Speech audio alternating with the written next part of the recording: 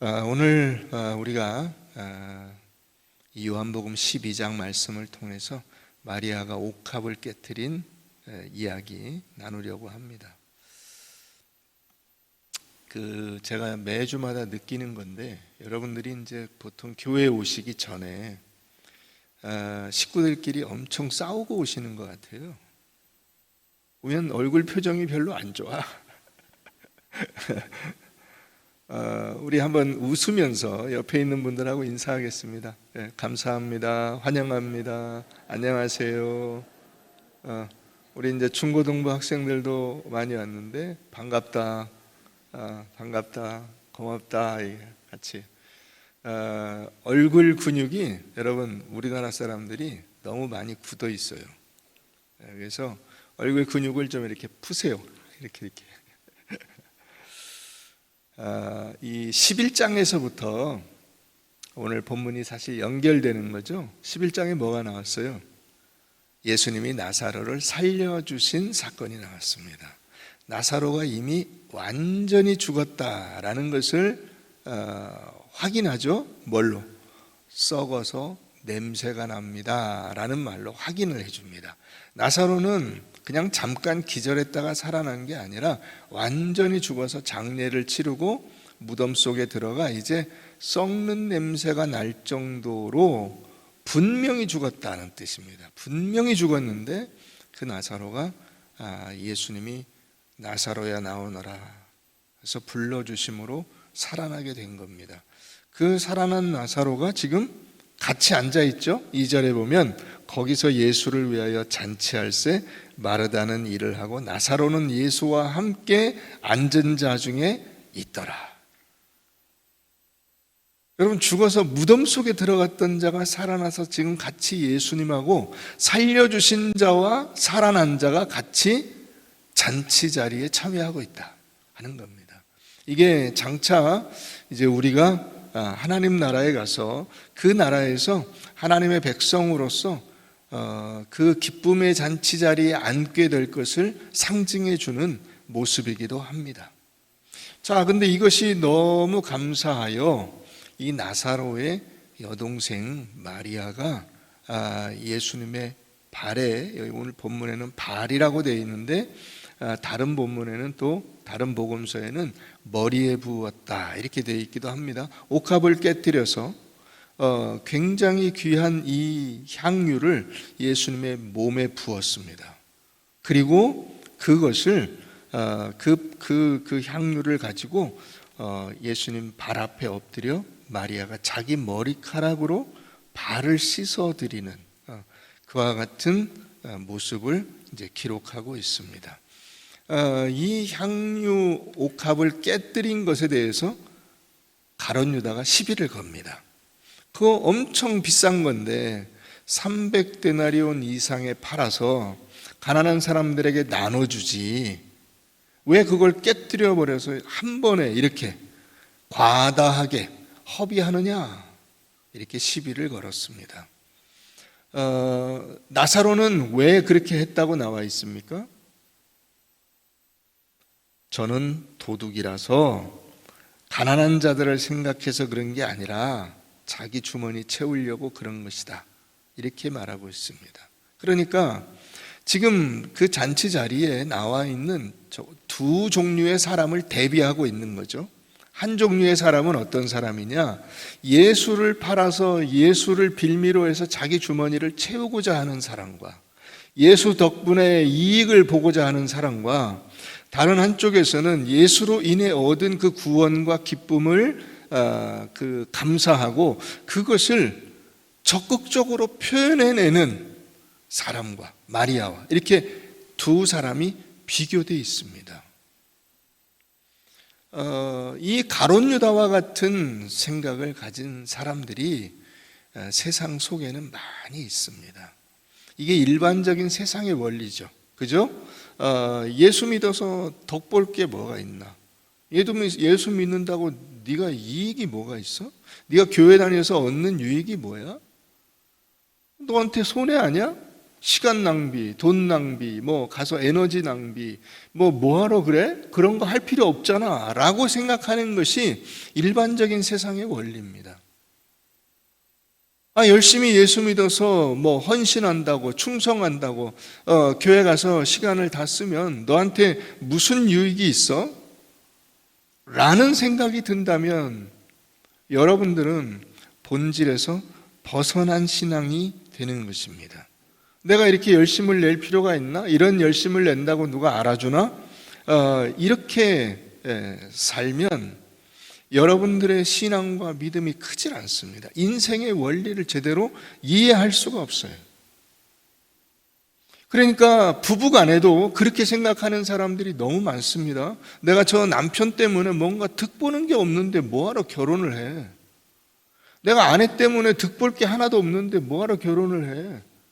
애 낳아서 키워가지고 내가 득볼 게 하나도 없는데 뭐하러 애를 낳아?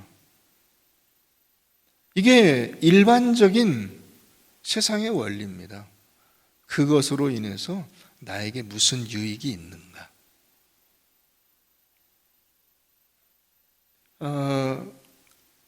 우리는 너무 쉽게 가룟 유다 같이 사는 게 아닌가 하는 것을 우리가 돌아볼 필요가 있습니다. 나는 마리아처럼 살고 있는가? 아니면 가룟 유다 같이 살고 있는가? 모든 것을 내게 유익이냐 손해냐라는 기준으로 바라본다면 여러분들은 가룟 유다일 가능성이 상당히 높습니다. 가룟 유다와 같이 살아서는 여러분들의 신앙이, 여러분들의 인생이 기쁨이 없게 됩니다.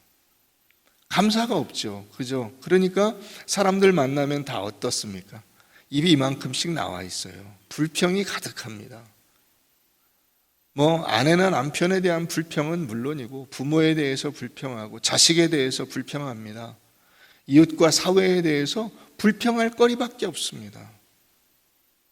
그러나 여러분 가만히 생각해 보면 우리가 우리의 인생 가운데 불평할 거리가 얼마나 있습니까? 저는 하나도 없다고 봅니다. 우리 인생은 다 하나님께서 우리에게 베푸신 은혜요, 복입니다. 우리가 이 시대에 태어나 살고 있는 것이 복입니다. 여러분, 이 가운데 연세 많이 드신 어르신들도 계시지만은 6.25를 경험하신 분들이 있습니다. 일제시대를 경험하신 분들이 있습니다. 그때와 지금 비교해 보십시오. 여러분들은 대한민국 역사의 최대의 태평성대에 살고 있지 않습니까? 뭘 불평할 게 있습니까? 감사할 따름이죠. 아니 그렇게 멀리 갈 것도 없습니다. 우리 어린 시절을 생각해 보고 70년대, 80년대, 90년대를 생각해 보십시오. 불평할 게 없습니다. 나 때는 그러면 무슨 꼰대다 이런 소리 하는데 여러분 과거를 돌아보는 것은 굉장히 중요합니다. 우리가 역사를 배우는 이유입니다. 역사를 왜 배우냐? 역사는 다 과거 아닙니까? 과거를 왜 배우죠? 감사하기 위해서 배우는 것이고 미래를 내다보기 위해서 배우는 것입니다. 그런 점에서 우리가 가룟 유다를 오늘 이게 볼 수 있다는 것은 우리에게 놀라운 은혜가 아닐 수 없습니다. 가룟 유다를 통해서 우리는 뭘 봐야 됩니까? 마리아를 볼 수 있어야 됩니다. 가룟 유다와 같이 살아서는 안 된다. 가룟 유다처럼 내 이익의 모든 것을 걸어서는 안 된다. 그의 종말이 무엇입니까? 죽음입니다. 가룟 유다의 종말은 죽음입니다. 마리아의 종말은 무엇입니까? 영원한 생명입니다. 기쁨과 감사합니다. 얼마나 감사합니까? 자, 우리 이 동일한 내용을 기록한 성경이 있습니다. 우리 마가복음 14장을 한번 잠깐 보겠습니다. 마가복음 14장에 오늘 이 요한복음 12장 내용과 똑같은 내용이 같이 나옵니다. 마가복음 14장 우리 6절부터 한번 보겠습니다. 예수께서 이르시되 가만두라. 너희가 어찌하여 그를 괴롭게 하느냐? 그가 내게 좋은 일을 하였느니라. 가난한 자들은 항상 너희와 함께 있으니 아무 때라도 원하는 대로 도울 수 있거니와 나는 너희와 항상 함께 있지 아니하리라. 그는 힘을 다하여 내 몸에 향유를 부어 내 장례를 준비하였느니라. 내가 진실로 너희에게 이르노니 온 천하에 어디서든지 복음이 전파되는 곳에는 이 여자가 행한 일도 말하여 그를 기억하리라. 자, 온 천하 어디서든지 복음이 전파되는 곳에 이 여자가 행한 이 일을 같이 사람들이 기억하게 될 것이다, 이렇게 말합니다. 그러나 실제로는 우리가 예수 복음을 전할 때 마리아 얘기를 먼저 하지는 않습니다.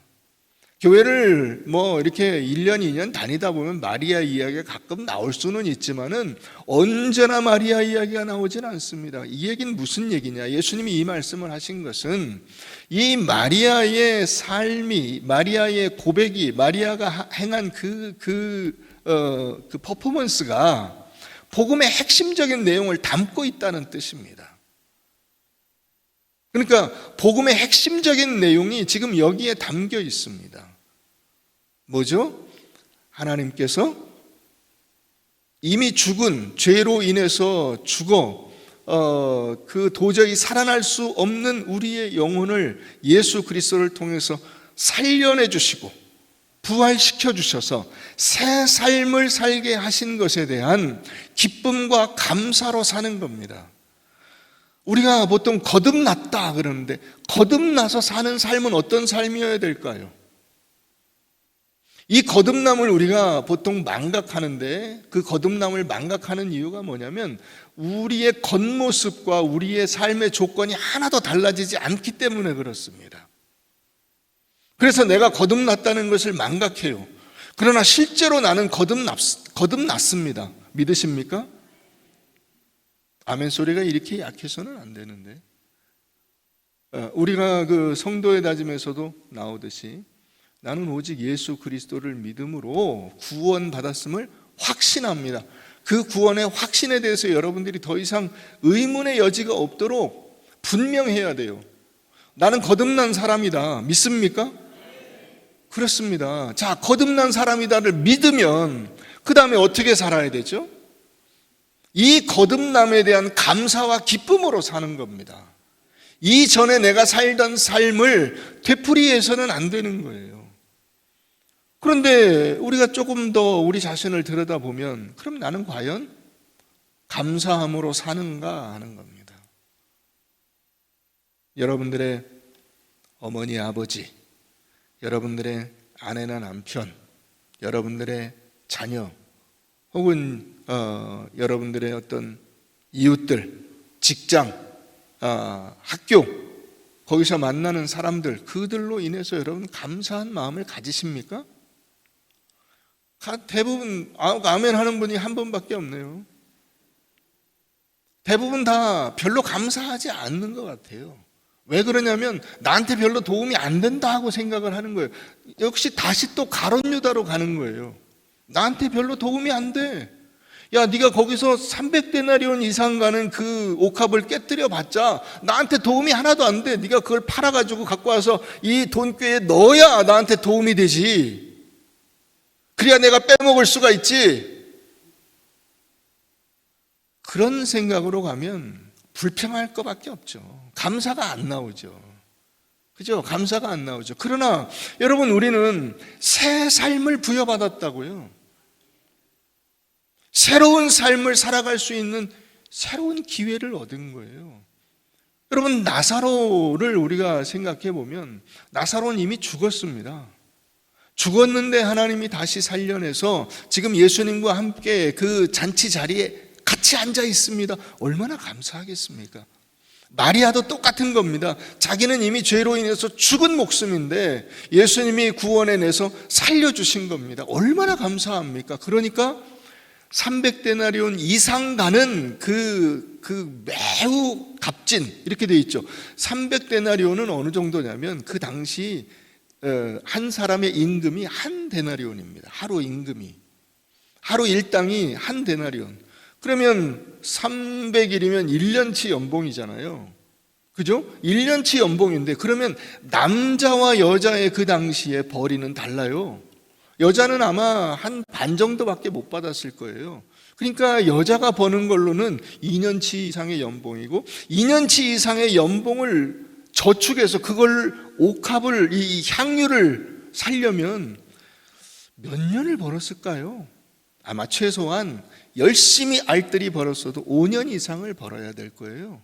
그래야 300데나리온 이상 가는 그 향유를 장만할 수 있겠죠. 조금씩 사서 모았겠죠. 자, 그렇게 오랜 기간 동안 모은 자기의 전 재산을 아낌없이 예수님의 장례를 위해서 깰 수 있다는 것은 이 마리아의 가슴 속에 나를 살려주신, 죽을 목숨을 구해주신 예수에 대한 그 구원의 인식과 감사가 없이는 할 수가 없는 거예요. 할 수가 없는 거예요.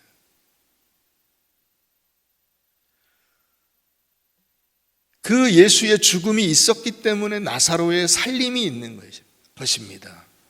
예수의 죽음이 있었기 때문에 이 마리아가 새 삶을 살 수 있게 된 것입니다.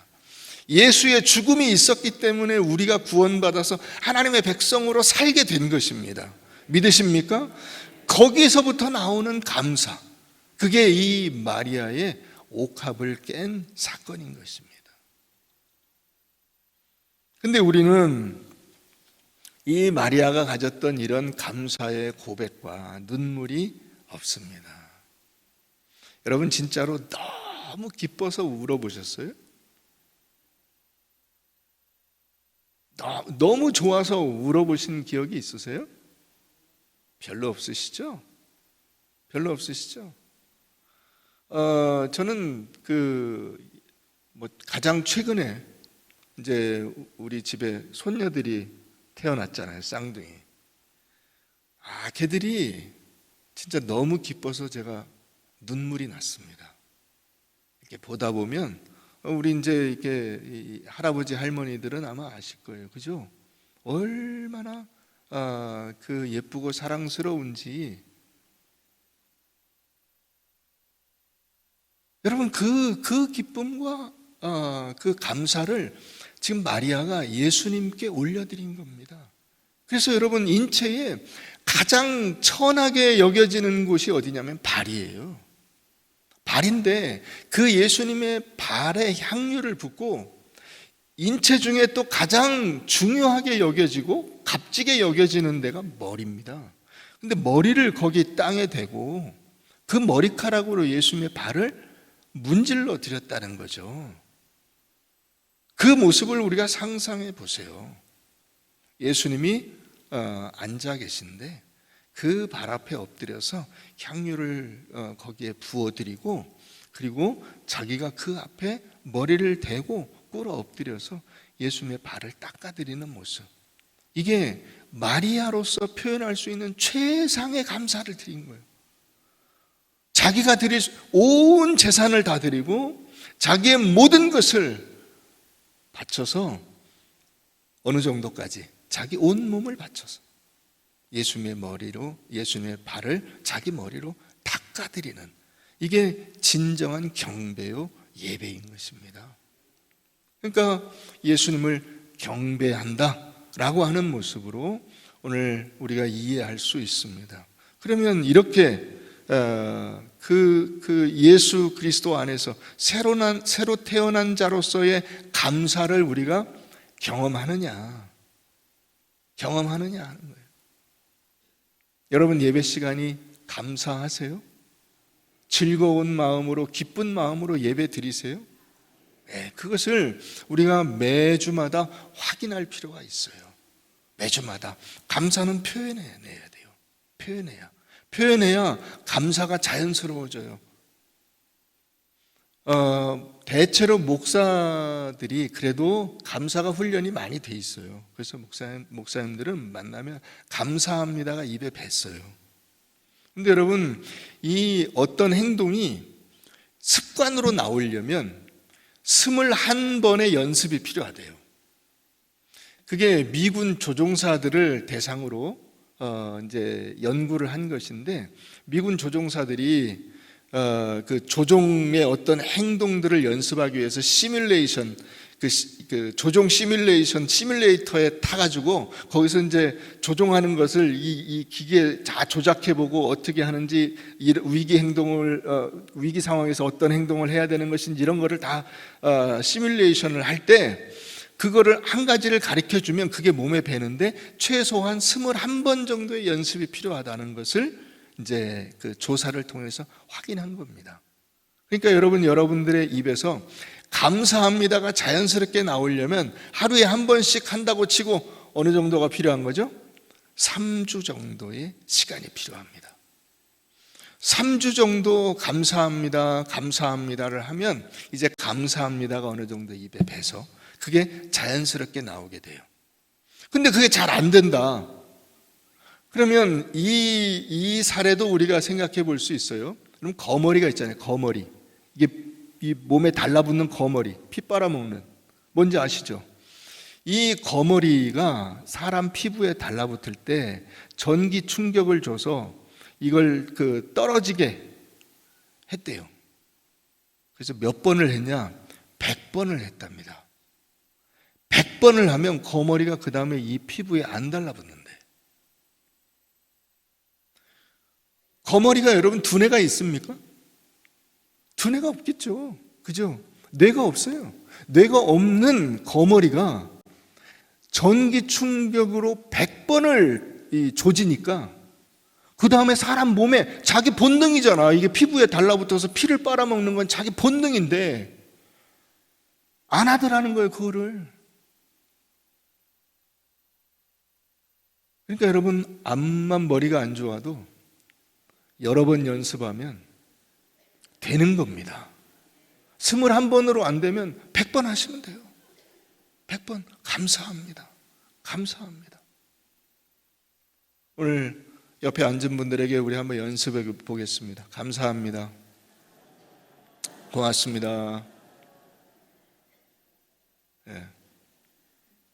안녕하세요 대신 감사합니다를 해보세요. 괜찮아요. 감사합니다. 네. 만나서 감사합니다.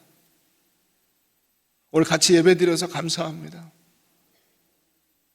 우리가 이제 조금 이따 성찬 예식 할 건데 성찬 예식 해주셔서 감사합니다. 참여해 주셔서 감사합니다. 같이 나눠서 감사합니다. 감사한 거예요. 리빙스턴이라는 선교사가 있습니다. 이 아프리카 선교의 대부라고 할 수 있는 이 리빙스턴 선교사가 어느 부족에게 복음을 전했습니다. 그래서 부족 전체가 다 예수를 믿게 되고 추장도 예수를 믿게 됐어요. 그 추장이 이 리빙스턴 선교사한테 선물을 가져왔어요. 이 복음을 깨닫고 내가 너무 감사해서 가져왔습니다 하고 밀가루를 가져온 겁니다. 자기 나름 선물을, 중요한 선물을 이렇게 챙겨가지고 가져왔어요. 근데 리빙스턴이 약간 이제 교육 목적상 이런 거 가지고 이 복음의 은혜에 대한 감사를 다 표현할 수는 없다. 그걸 가르쳐 주기 위해서 하나님은 이런 정도로 기뻐하시지 않습니다. 그렇게 이야기했대요. 그랬더니 그 이제 추장이 갔어요. 가서 이번에는 100마를 끌고 왔어요. 말을. 귀한 말을 끌고 왔어요.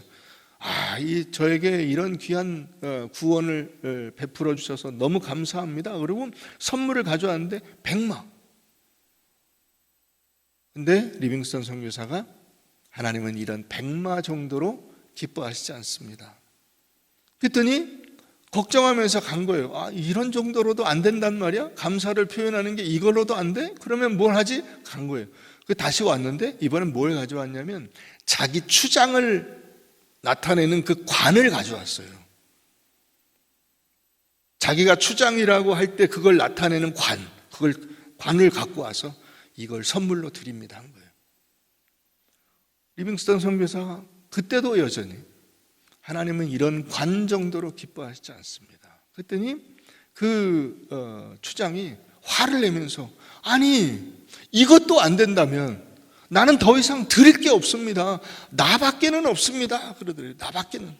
이제 남은 건 나밖에 없어요. 자기가 가지고 있는 건 중요한 거 다 가져왔어요. 먹을 걸 가져와 봤고 100마를 가져와 봤고 그 다음에 자기 추장의 지위를 나타내는 관도 가져와 봤는데 다 안 된다고 하면 그러면 나밖에 없지 않습니까? 그랬더니 리빙스턴 선교사가 그때 그랬대요. 바로 그겁니다. 하나님은 당신을 기쁘게 받으십니다. 당신이 가지고 있는 그 어떤 것으로가 아니라 당신 자신을 하나님께 드리십시오.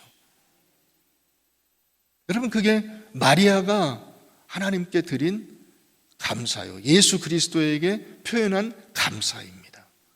여러분들의 인생 속에서 나를 사랑하시고 나를 위해서 십자가에서 자신의 몸을 깨뜨려, 그죠? 예수님이 이미 옥합을 깨뜨린 거잖아요. 자신의 육체라는 옥합을 깨뜨려서 우리를 위해서 내주신 거예요. 그 은혜를 우리가 감사하면서 우리가 할 일이 무엇이 있습니까? 우리도 감사의 옥합을 깨뜨려 하나님 앞에 감사를 표현하는 것입니다. 하나님 감사합니다. 제 인생 모든 것 다 하나님의 것입니다. 저를 받아 주시옵소서. 여러분, 이와 같은 감사와 기쁨으로 하나님을 섬기고 또한 여러분들의 이웃과 이 사회를 섬겨 나갈 수 있기를 주의 이름으로 축원합니다.